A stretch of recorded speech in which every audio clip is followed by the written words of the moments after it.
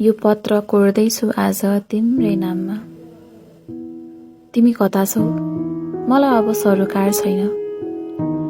लाग्थ्यो अमर छ हाम्रो भावनाको नाता, तर त्यो त केवल बालुवाको महल रहेछ। जहाँ दो बाटोमा छोड्यौ त्यही रोकिएको छु म। तिम्रो ओभानो मायाको अब मलाई तिर्खा छैन।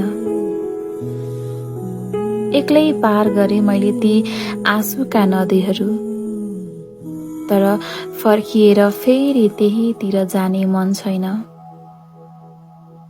भन्ने गर्थ्यौ तिमी, यो दूरी त केही होइन, नबोल्दैमा हाम्रो सम्बन्ध कतै टुट्दैन। तर खाली रहेका मेरा यी डायरीका पाना आज तिम्रै पुराना यादहरूले भरिँदैछ। हिजो एउटै ढुङ्गामा सपना बुनेका थियौं, हरेक आधी बेरीसँग सँगै जुधेका थियौं, तर हाम्रो प्रेमको यो सागर आज एकअर्काको साथ बिना पनि कतै बग्दैछ। मलाई अझै सम्झना छ, मलाई अझै सपना छ तिमीले खाएका ती कसमहरू, हामीले सँगै लेखेका ती अधुरा कथालाई कहिलेसम्म मनमा सजाइराखौं। तिम्रो जीवन चम्काउने त्यो तारा अब रहेन, अब आफैलाई बदलेर अघि बढ्नेछु।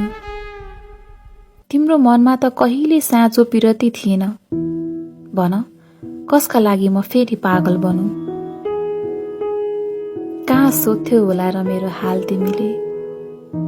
तर एकपटक मनैदेखि सोध्नु त पर्ने थियो। तिमी हरायौ नयाँ मान्छे र नयाँ खुसीको भिडमा। मलाई त समयले पनि सकेन खोज्न भनी। तिम्रा ती तीता वचनले मन छिया छिया भएको थियो।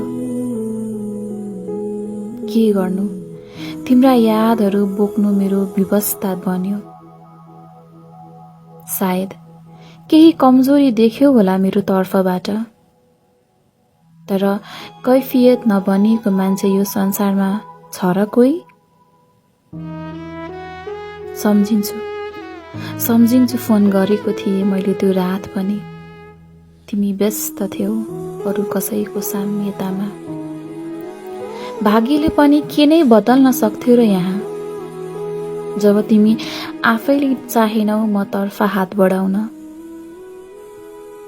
हेर, खोजे त भेटिन्छन् यहाँ सहरभरि केही पलको खुसी किनेर चित्त बुझाउनेहरू, तर ठक्कर खाएर नै मान्छेले जिन्दगी बुझ्छ। ममा कहाँ त्यो हैसियत थियो र तिमीलाई पाठ पढाउन? अझै कापिरहेका छन् यी औँलाहरू तिम्रो तस्बिर छुँदा। खै कुन अधिकारले तिमीलाई प्रश्न सोधु? धेरै कोसिस गरे तिम्रो यादलाई शब्दमा उतार्न, तर कलम चल्नुभन्दा पहिले आँखाबाट आँसु खस्छ। काट्नु त छँदैछ जसरी पनि यो बाँकी जीवन।